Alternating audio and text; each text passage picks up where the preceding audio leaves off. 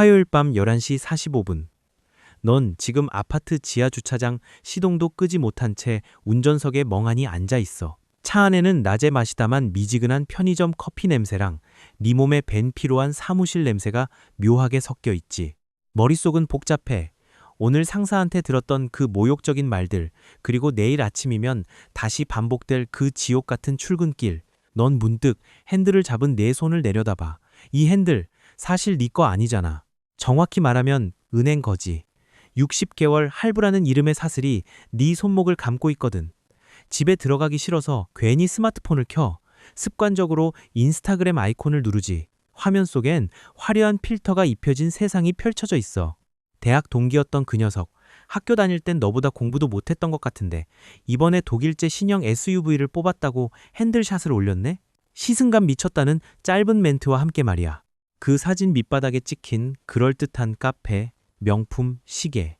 그걸 보는 순간 내 가슴 한구석이 날카로운 송곳으로 찌르는 것처럼 아려올 거야.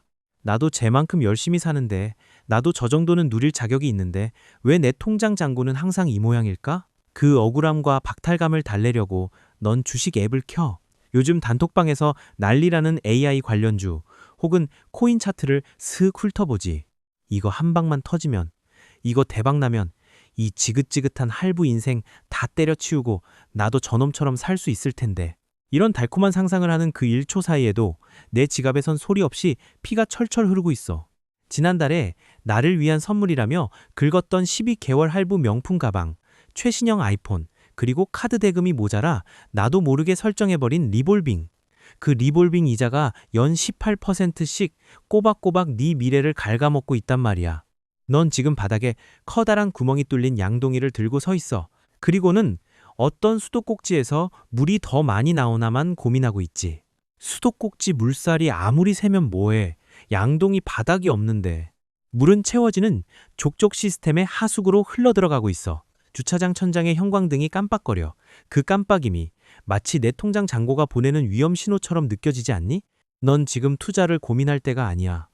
생존을 고민해야 할 때지. 이대로 가면 넌 평생 그 양동이를 들고 은행과 카드사의 배를 불려주는 우량한 노예로 살다가 끝날 거야. 그들이 설계해놓은 중산층이라는 환상, 할부로 사면 싸게 사는 것 같다는 그 기만적인 수법에 완벽하게 낚인 거지. 자, 이제 눈을 감고 잠시 생각해봐. 네가 지금 느끼는 그 막막함과 불안함, 그건 네 소득이 적어서가 아니야. 네가 무능해서도 아니지. 시스템이 너 같은 사람들이 절대로 돈을 모으지 못하게 아주 정교하고 수학적으로 너의 심리를 해킹해놨기 때문이야. 그들은 네가 부자처럼 보이고 싶어하는 욕망을 정확히 알고 그걸 이용해. 네가 차 할부금을 내고 구독 서비스를 결제하고 최신 트렌드를 따라가느라 허덕일 때 그들은 미소 지으며 네 노동의 가치를 갈취해가. 오늘 나는 네가 믿어왔던 그 모든 평범한 상식들을 하나하나 박살 내줄 거야. 네가 왜 열심히 일해도 가난할 수밖에 없는지, 왜 네 통장은 구멍난 양동이가 되었는지 숫자로 증명해 줄게. 그리고 그 구멍을 막는 법, 아니 아예 이 판을 뒤집고 시스템 위에 올라타는 법을 알려줄 거야. 이건 단순히 돈을 아끼라는 잔소리가 아니야. 이건 네 인생을 되찾기 위한 가장 냉혹하고도 확실한 해킹 전략이지. 준비됐어? 이제 그 차 시동 끄고 내려? 내 진짜 인생은 여기서부터 시작될 거니까. 주차장에서 그 우울한 기분으로 차 문을 열고 나왔다고 치자. 엘리베이터 거울에 비친 네 얼굴을 봐. 피곤해 찌들어 있지만 눈만큼은 어떻게든 이 상황을 역전시키고 싶다는 갈망으로 번들거리고 있지. 그래서 넌 유튜브를 뒤지고 재테크 책을 사고 단톡방에서 들려오는 누가 뭐로 대박 났다더라는 소리에 귀를 쫑긋 세워. 근데 미안하지만 네가 지금까지 상식이라고 믿어왔던 그 모든 재테크 조언들이 사실은 너를 이 가난의 jet바퀴에 가두기 위해 설계된 정교한 환상이라면 어떡할래? 사실 말이야, 사람들은 투자가 무슨 대단한 종목을 고르거나 운이 좋아서 대박을 터뜨리는 게임인 줄 알아. 아니, 전혀. 투자는 철저하게 순서의 게임이야. 네가 아무리 연 50% 수익률을 내는 급등주를 찾아내도 순서가 틀리면 넌 결국 파산하게 되어 있어. 이건 내 감정이 아니라 수학이 말해주는 진실이야. 시스템은 네가 이 순서를 무시하고 바로 6단계, 7단계인 주식이나 코인판으로 뛰어들기를 간절히 원해. 그래야 너 같은 개미들이 바친 돈으로 그들이 성을 쌓을 수 있거든. 내 이름은 민수야. 난 돈을 투자하는 순서에 대해서 진짜 미친 듯이 고민하거든. 만약 네가 열심히 일하는데도 제자리 걸음인 경제 상황 때문에 힘들다면 구독 버튼 누르고 이 영상이 도움되면 좋아요도 꼭 눌러줘. 내가 오늘 네 머릿속에 박혀있는 그 썩은 고정관념들을 숫자로 아주 가루로 만들어줄 테니까. 자, 질문 하나 던져보자. 넌 지금 내 집 마련 이 자산이라고 믿지? 부모님이 늘 말씀하시던 거잖아. 집 한 채는 있어야 발 뻗고 산다. 근데 수학적으로 따져볼까? 네가 대출을 80% 끼고 산 집은 자산이 아니라 부채야. 왜냐고? 자산은 네 주머니에 돈을 넣어주는 거지만 네가 사는 집은 매달 이자, 취득세, 재산세, 수리비라는 이름으로 네 주머니에서 돈을 빼가거든. 30년 동안 은행에 이자를 바치고 나면 집값이 2배 올랐어도 물가 상승률과 기회비용을 따져봤을 때 넌 사실상 손해를 본 거나 다름없어. 은행만 배불린 거지. 그리고 하나 더. 적금은 안전하다는 환상. 사실 이건 사기에 가까워. 지금 같은 고물가 시대의 연삼에서 4%짜리 적금을 붓고 있다는 건 네 돈의 구매력이 매달 녹아내리는 걸 방관하고 있다는 뜻이야. 인플레이션이 5%라면 넌 가만히 앉아서 매년 1에서 2%씩 손실을 보고 있는 거라고. 시스템은 너에게 성실함이라는 마약 체계를 주입해서 네가 안전하다고 느끼게 만들지만 실제로는 네 미래를 야금야금 갉아먹고 있어. 그럼 도대체 어쩌라는 거야? 주식도 위험하고 집도 아니고 적금도 아니면 이라고 묻고 싶지? 맞아. 지금 네 머릿속에 든 그 생각이 바로 네가 수학적 함정에 빠졌다는 증거야. 넌 지금 방법을 묻고 있지만 진짜 중요한 건 상태야. 네, 재무 상태가 암 환자 수준인데 영양제만 먹는다고 나을까? 아니, 수술부터 해야지. 너는 지금 수학과 싸우고 있어. 그리고 기억해. 수학은 네 감정에 전혀 신경 쓰지 않아. 네가 얼마나 간절한지, 얼마나 열심히 일했는지는 수학에선 중요하지 않아. 오직 정확한 계산과 올바른 순서만이 너를 구원할 수 있어. 사람들이 진짜 모르는 게 뭐냐면 부자가 되는 건 많이 버는 것보다 나가는 돈의 성격을 완전히 바꾸는 데서 시작된다는 거야. 여기서부터 진짜 재밌어진다. 이제부터 내가 말하는 건 네가 어디서도 들어보지 못한, 하지만 한번 들으면 절대 부정할 수 없는 논리야. 넌 지금 투자를 할 준비가 전혀 안 되어 있어. 왜냐고?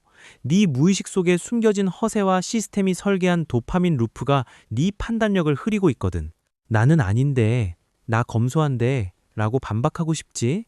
그럼 물어보자.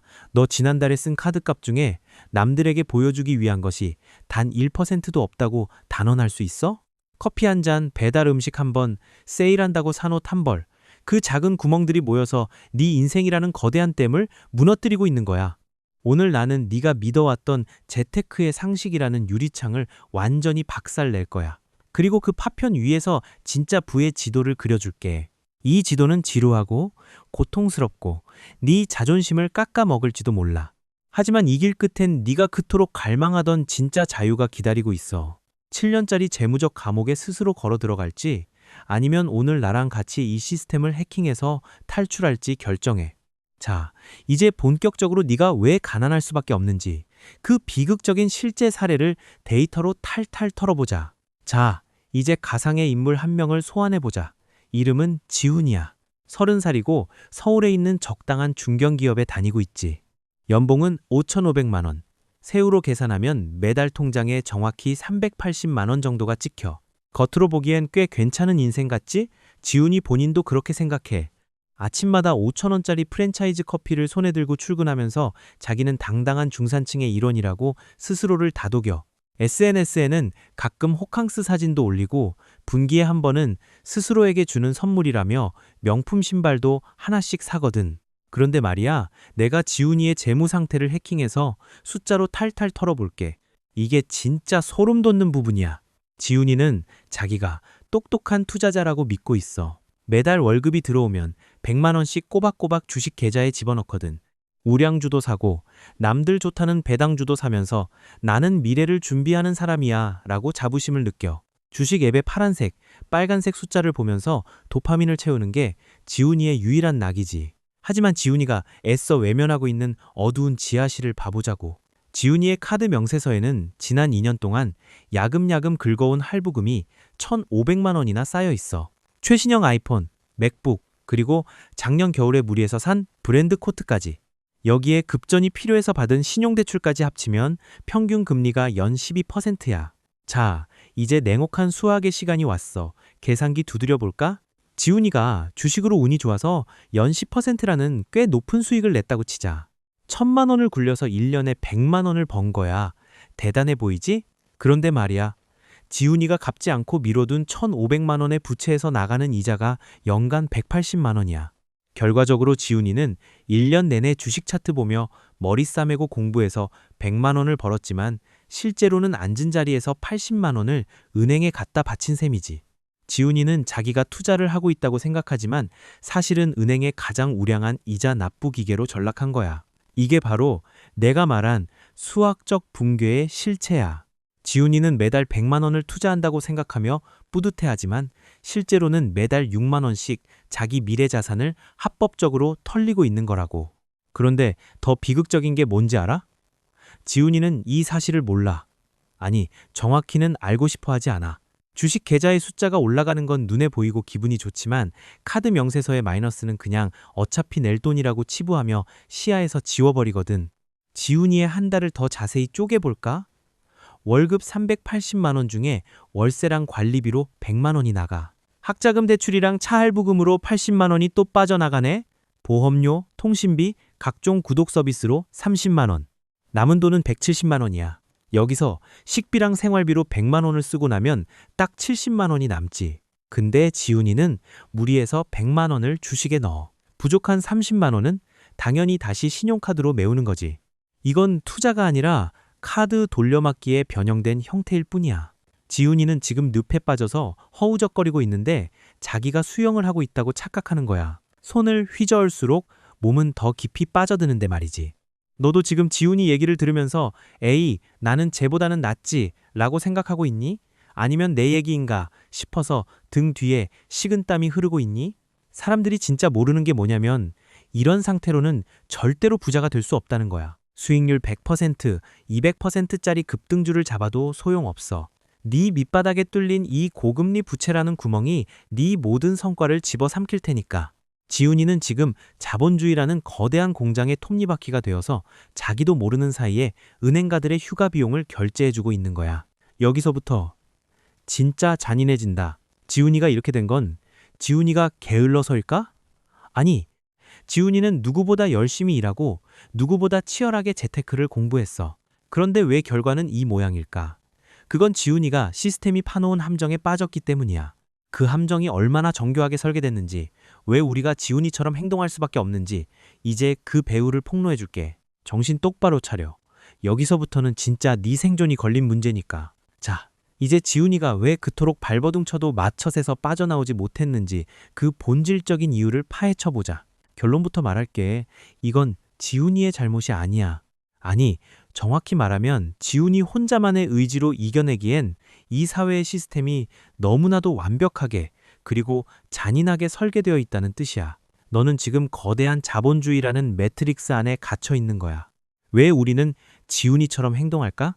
왜 매달 카드값에 허덕이면서도 새로운 아이폰이 나오면 눈이 돌아가고 남들 다 가는 오마카세에 나만 빠지면 세상이 무너질 것 같은 공포를 느낄까?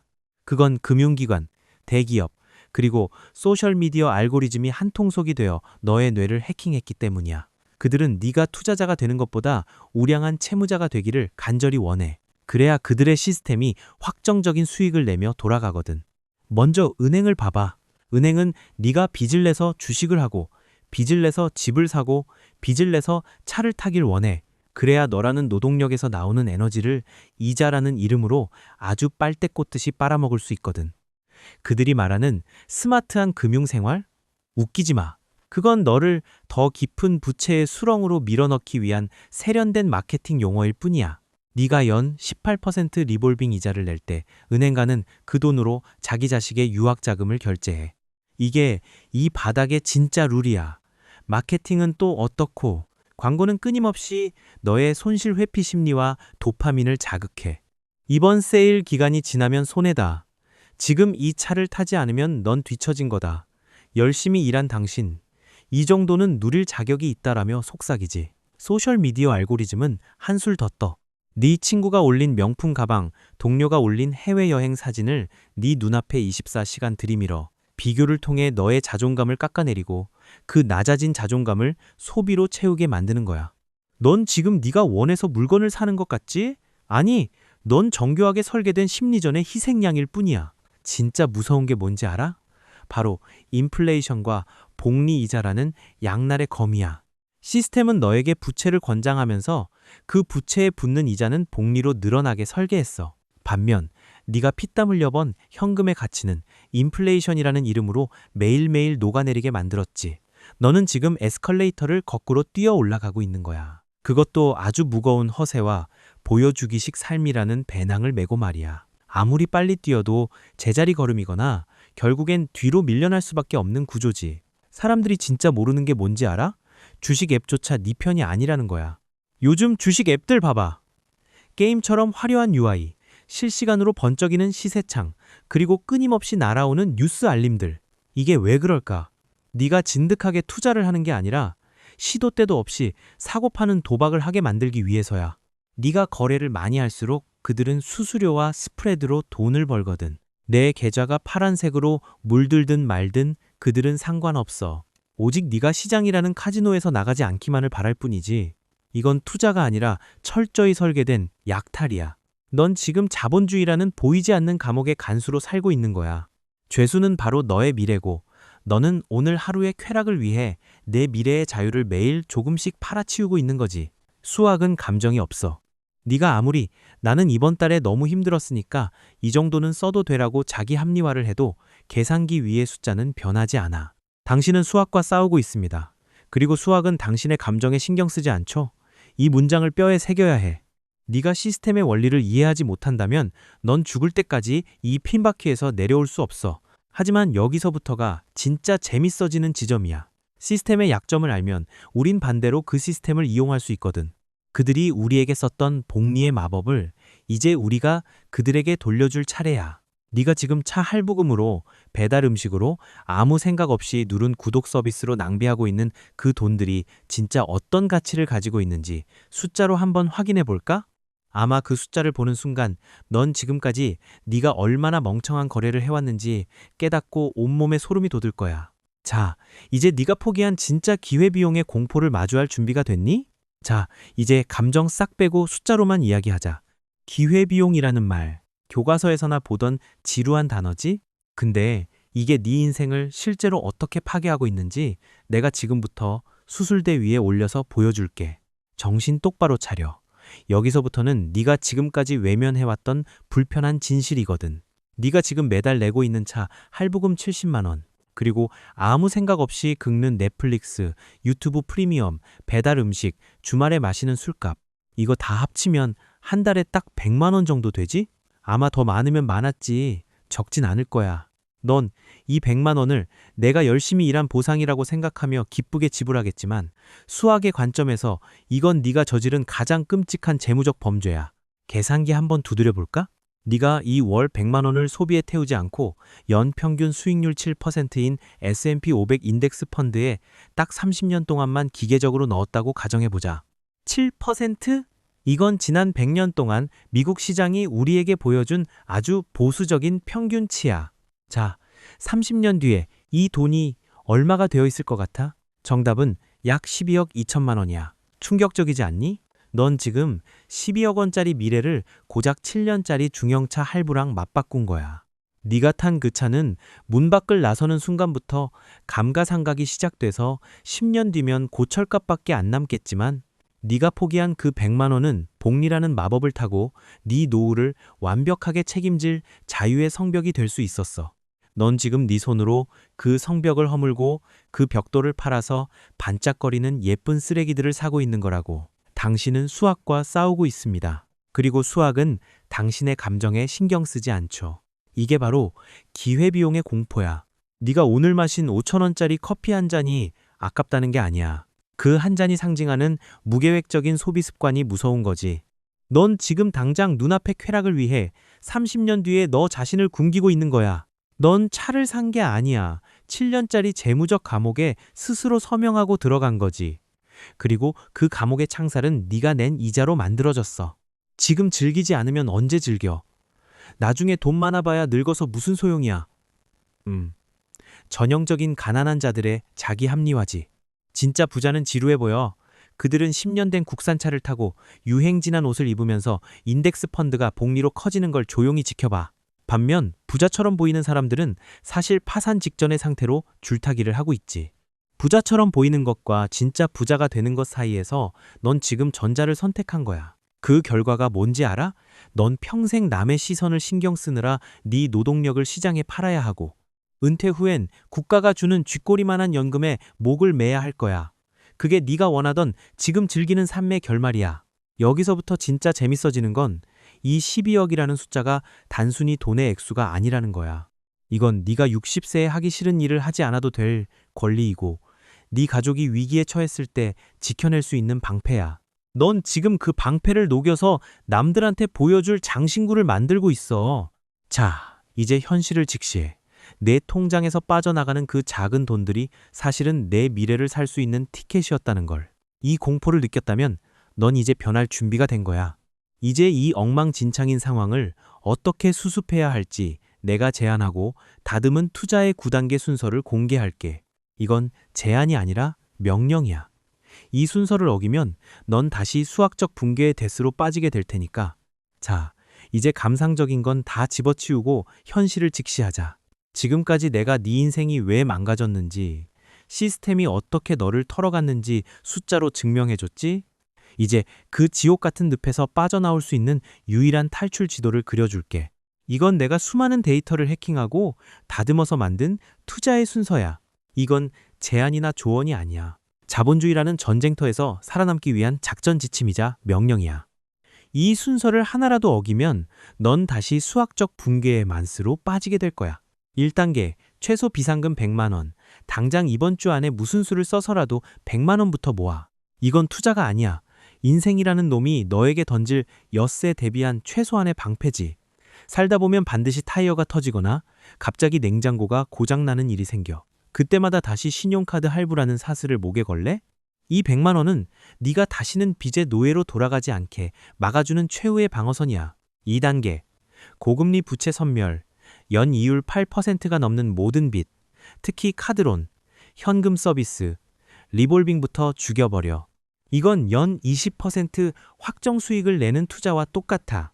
워런 버핏도 매년 확정적으로 20% 수익은 못 내. 근데 넌 이 고금리 부채를 갚는 것만으로 세계 최고의 투자자를 이길 수 있어. 주식 앱 쳐다보지 마. 그 이자 나가는 구멍부터 막는 게 네 인생 최고의 수익률을 기록하는 길이니까. 3단계, 회사 매칭 지원금 챙기기. 만약 네 회사가 퇴직연금 등에 추가 납입할 때 매칭 펀드를 준다? 이건 수익률 100%짜리 공짜 돈이야. 이걸 안 받는 건 길바닥에 널린 돈을 보고도 귀찮아라며 지나가는 멍청한 짓이지. 시스템이 너에게 주는 유일한 보너스니까 반드시 챙겨라. 4단계, 3에서 6개월치 생활비 비상금 완공. 이제 진짜 비상금을 구축해. 네가 갑자기 잘려도 혹은 큰 병에 걸려도 최소 6개월은 버틸 수 있는 돈. 이 돈이 계좌에 꽂혀 있어야 너는 투자를 할 때 공포에 질려 저점에서 소중한 주식을 팔아버리는 개미들의 실수를 반복하지 않아. 이 비상금은 네 수익률을 지켜주는 강철 멘탈의 원천이야. 5단계, 절세 계좌 활용. 국가가 합법적으로 세금을 깎아주겠다는데 왜 안 해? ISA나 연금저축펀드에 S&P 500이나 나스닥 100 같은 인덱스 펀드를 기계적으로 담아. 세금으로 나갈 돈이 복리로 굴러가는 기적을 직접 눈으로 확인해봐. 이건 시스템을 역으로 이용해 세금을 해킹하는 가장 우아한 방법이야. 6단계, 하이퍼 축적. 여기까지 왔다면 넌 이미 상위 10%야. 이제부터가 진짜야. 소득의 25% 이상을 기계적으로 투자해. 여기서 더 갭 스트래티지가 등장해. 수입이 늘어도 생활 수준은 철저하게 빈민처럼 유지하는 거야. 내 소득과 내 소비 사이의 그 간극을 전부 자산에 때려박아. 마지막으로 한마디만 할게. 진짜 부자는 지루해 보여. 그들은 10년 된 국산차를 타고 남들이 비웃는 구린 옷을 입으면서 조용히 인덱스 펀드가 커지는 걸 즐기지. 반면 부자처럼 보이는 사람들은 사실 파산 직전의 상태로 매일 아침 서커스를 하고 있는 거야. 너는 어느 쪽이 될래? 7년짜리 재무적 감옥에 스스로 들어갈래? 아니면 오늘부터 수학의 편에 설래? 오늘 내 이야기가 네 머리를 망치로 때린 것 같다면 정신 차리고 당장 실행해. 실행하지 않는 지식은 쓰레기일 뿐이야. 네가 지금 겪고 있는 재무적 고통을 댓글로 남겨줘. 내가 같이 고민하고 해킹해줄게. 더 깊은 부의 해킹 방법이 궁금하다면 구독하고 좋아요 눌러줘. 기억해. 부는 남들에게 보이기 위한 게 아니라 네 영혼의 자유를 사기 위한 유일한 수단이라는 걸.